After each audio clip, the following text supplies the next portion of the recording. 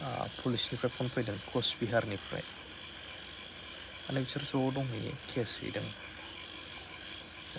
लोगोफोर आरो दैमारि इउटुब चेनेलाव नोंथांमोनखौ फिन खेब गोसो गोथारै बरायग्रोना लालायबाय। आं दिनै मोनसे आपडेट लाना फैदों। जोंना एनिथिं एमजेनि दावरावखौथ' जोंना फेसबुक आरो जोंना इउटुबाव गोबां गोसारनाय नुदों जानांगौ, नोंथांमोनाथ' नुखाबाय जानांगौ।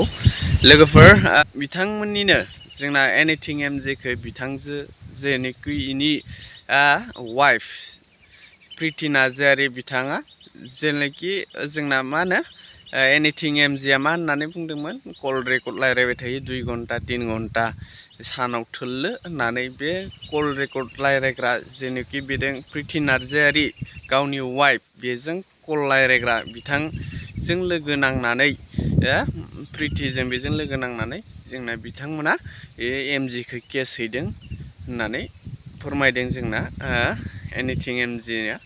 बिथाङा मा होननानै फोरमायदों नोंथांमोना फुल A to Z फुल नायबा नोंथांमोना A to Z मिथिलांगोन आरोना लोगोफोर।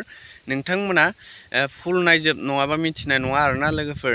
आरो नोंथांमोना आंनि चेनेलाव गोदानै हाबफांबायदोंब्ला आरो आंनि भिडिअ'आव गोदानै नायफ्लांदोंब्ला आंनि चेनेलखौ लाइक शेयार साबस्क्राइब खालामनानै हो, जाहाथे आंबो नोंथांमोननि सापर्ट आरो अननायनि गेजेरजों आंबो बेबायदि आं मिन्थिनाय नलेज जेनोखि आं मिन्थिनाय बेखौ नोंथांमोननिसिम आपडेट होफैबाय थानो हायो। नोंथांमोना अननानै सापर्ट खालामना हो बर'जों बर'।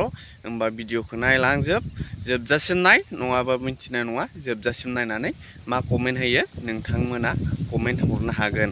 होमबा भिडिअ'खौ नायलांदो। फुल प्लानखासोमोन ना मासोमोन साननानै मोनला, बुजिनानै मोनला। भिडिअ लाबोला सानदोंमोन आं। गाव गावनि पार्सनेल लाइफ फेमिलि मेटार लाबोयोब्ला निस्सय गाज्रि नुजानाय जायो। बयबो बायो नायग्राफ्राबो। मानो होनब्ला जाय ससियेल मिडियायाव ओंखारग्रा बिसोरनिफ्राय माबा मोनसे मोजां खौरां, दिनै मा गोदान खौरां फैदों बेफोरखौसो नेनानै थायो नालाय। दा बिनि गेजेरावनो दामनायनिफ्रायनो दामबोबाय, सिगांनिफ्रायनो गोबां दामबोबाय, बयबो बुंनांगौ गैला आंहा। बिनि थाखाय अदर्ज जानायलाय बयबो गाज्रिथ' नुखागोन। बांसिन आइजो माहारिनि बाथ्राफ्रा बांसिन गनायजाथाव जायो नालाय। नाथाय आं रावखौबो दाय होनो साना, दायनिगिरिया आंनो। मानो होनोब्ला जाय रायलायग्रा मास्टार आरो जाय आं मुं लालासिनो केस हैदों जाहैदों। आं चार्चआव दंमोन। फ्राइडेयाव जोंना वे अफ दा क्रस, जायखौ क्रुसनि लामा होननानै बुङो, बे जायो सुक्रुबार नैबे लेन्टेन सिजन धुप फकनि सम होनो, गुड फ्राइडे जायैनि सिगां। आं बेखायनो फन हमनो हायाखै। पुलिसनिफ्राय फन फैदों कचबिहारनिफ्राय माने बिसोर ज' दंहैयो केस हैदों। जाथाया माब्रै बिसिम थांखो सानदों मोथो फुल प्लेन एन्ड पलिसिमोन नामा।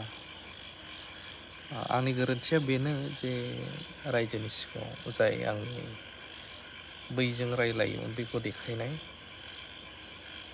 आरो सिरि दोनोब्लाबो बेफोर मेटारा बांलांबाय थायो नालाय, लाजिया नालाय, बारानिफ्राय बारा खालामो मानसिफ्रा। सोरबा देखायजायोब्लासो एसे गन्थं हायो। बेखायनो मोखाङाव लाबोदोंमोन आंबो गुबुननि हिन्जावजों रायलायनाय। आं सानो संसारनि रावबो हौवा बिदि गैया। सोरबा जुदि गावनि आंगोजों, सोरबाया न' दाउट रायलायो बयबो मानसिजों, नाथाय आंगोजों टाइम पास बिदि माने खेलायदोंसो मादोंसो घन्टा रायलायोब्ला दुखु मोनो। सोरबा हिनजावबाबो गावनि हौवाया सोरजोंबा बिदि खेलायबाय थायोब्ला सोरबा हिनजावजों दुखु मोनोदां, आं बेखौ सानो। जिखुनु जाया आंनि दाय नालाय, बेखायनो कचबिहार पुलिस थानानिफ्राय कल फैदों। निस्सय बिथांमोना केस हैदों। हौवाबो हिनजावबो, माने हौवा साइड हिनजाव साइडबो थांदोंदां। आं माने पुलिसा बुंहरदों आरोना। मासिम मा थाङो मिथिया। आं बुंला सानदों बे मेटारखौ, आरो बुंनायबो नंला आं। थांनो गोनां जाबा थांनांसिगोन। पुलिस थानायाव केस हैदों जेब्ला बेनो आरो आंनिनो गोरोन्थि गोजा होननानै लानांगोन देरहाथों सानसे जायफ्रा इसोरनि खुगायाव इसोरनि मुं लाबाय थायो बै इसोरानो बैसोरखौ दानिफ्रायनो उनसिम गोजोननाय होथों बेखौल' सानबाय आं बेनो लाबोला सानदोंमोन भिडिअ'खौ खिन्थु अब्लाबो लास्ट बुंस्राबाय आं मानो होनब्ला थि फुल प्लेन एन्ड पुलिसमोन नामा बेखायनो आं डाइरेक्टबो बुंहरदों आंनि फनफोरखौ लांफै चेक खालामजोब मानसिफ्रा लिंहरगासिनो आंनो चेक खालामजोब सोर हगारमारदों मा जालायदों बबेनिफ्राय ओंखारखो सोर खेबनायमोन फानजानायथ' होनला आं दायनिगिरियाथ' आंनो जाहैबाय जेनेबा आंखौनो बुंगासिनो दं जुदि फुल प्लेन एन्ड पुलिसमोन नामा सानो